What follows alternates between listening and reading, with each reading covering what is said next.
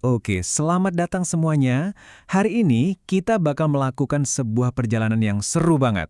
Bukan jalan-jalan biasa, tapi kita akan menyelam lebih dalam untuk melihat perangkat keras apa aja sih yang sebenarnya bikin internet kita bisa berjalan. Yuk kita telusuri jalan raya digital tersembunyi yang ada di sekitar kita.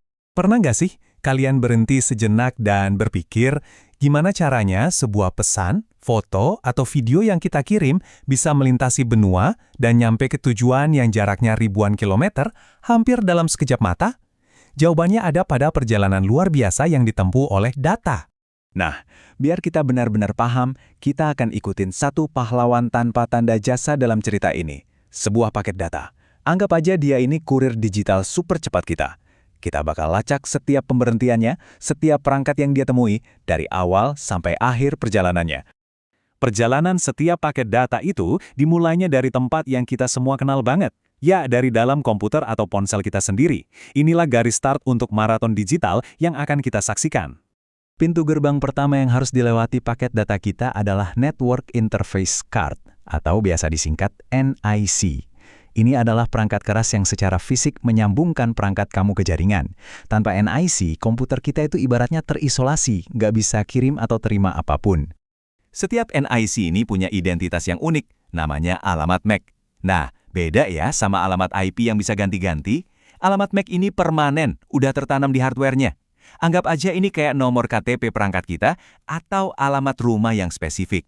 Biar data yang dikirim pasti nyampe ke perangkat yang benar, bukan ke laptop tetangga.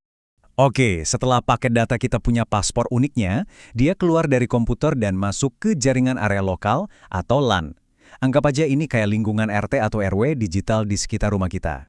Dulu, perangkat pertama yang mungkin ditemui paket data kita adalah sebuah hub. Hub ini cara kerjanya simple banget. Waktu dia nerima data, dia nggak tahu harus kirim kemana, jadi dia cuma teriak aja ke setiap komputer yang nyambung. Boros banget dan berisik kan? Seolah-olah semua orang di kompleks perumahan dengerin pesan yang sebenarnya cuma buat satu rumah. Jelas kan, cara berteriak dari hub tadi itu sangat nggak efisien. Makanya dibutuhkan teknologi yang lebih cerdas. Kita butuh semacam polisi lalu lintas digital yang bisa mengarahkan data langsung ke tujuannya tanpa bikin macet dan gangguin yang lain. Dan disitulah switch masuk. Kalau hub itu berteriak, switch ini berbisik. Dia cukup pintar buat mempelajari alamat MSC dari setiap perangkat yang terhubung. Jadi, dia bisa mengirimkan paket data langsung ke penerima yang dituju. Ini bikin jaringan jadi jauh lebih cepat dan efisien. Jadi, intinya, switch itu adalah evolusi cerdas dari hub. Baiklah, paket data kita sudah berhasil nih menjelajahi jaringan lokal dengan efisien. Sekarang waktunya untuk petualangan yang lebih besar, meninggalkan lingkungan lokal dan masuk ke jalan tol internet global. Dan perangkat yang jadi gerbangnya ini adalah router. Anggap aja router ini kayak kantor pos pusat buat data kita. Tugas utamanya adalah menghubungkan jaringan yang beda-beda, misalnya jaringan rumah kita dengan jaringan internet yang luas, dan menemukan rute terbaik biar paket data kita sampai ke tujuannya di belahan dunia lain. Selain jadi penunjuk jalan, router modern juga ngerjain banyak tugas lain loh. Dia bisa jadi satpam dengan berfungsi sebagai firewall, dan juga jadi manajer yang ngasih alamat IP sementara buat setiap perangkat di jaringan kita. Ini adalah perangkat multifungsi yang penting banget. Sebelum paket data bisa melaju di jalan tol internet, seringkali dia perlu ganti bahasa dulu. Disinilah modem berperan.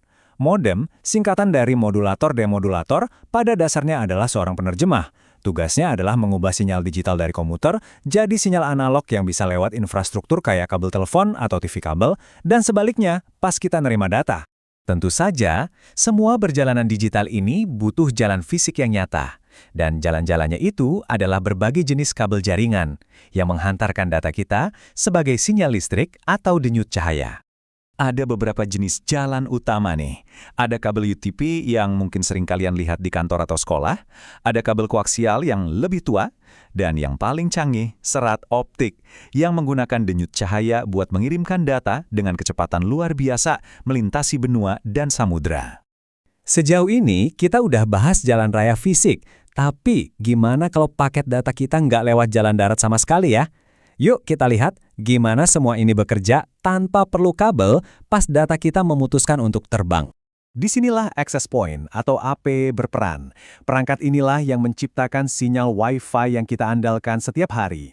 Kalau kabel itu jalan raya, maka access point ini adalah menara kontrol untuk layanan pengiriman udara yang mengubah data menjadi gelombang radio dan menyiarkannya ke perangkat kita. Kita sudah lihat semua komponennya satu persatu. Nah, sekarang mari kita satukan semuanya dan kita rangkai lagi seluruh perjalanan paket data kita dari awal sampai akhir dalam satu alur cerita. Jadi ini dia ringkasannya. Data meninggalkan komputer kita lewat NIC. Di jaringan lokal, switch dengan cerdas mengarahkannya ke tujuan yang tepat. Router bertindak sebagai gerbang, ngirim dia ke internet yang lebih luas. Dan di sepanjang jalan, modem memastikan sinyalnya berada dalam format yang benar untuk media perjalanan yang dilewatinya. Tentu saja, membangun dan merawat semua jalan raya digital ini butuh peralatan khusus. Ada alat crimping untuk memasang konektor pada kabel, dan ada LAN tester untuk memastikan setiap jalur yang kita buat berfungsi dengan sempurna.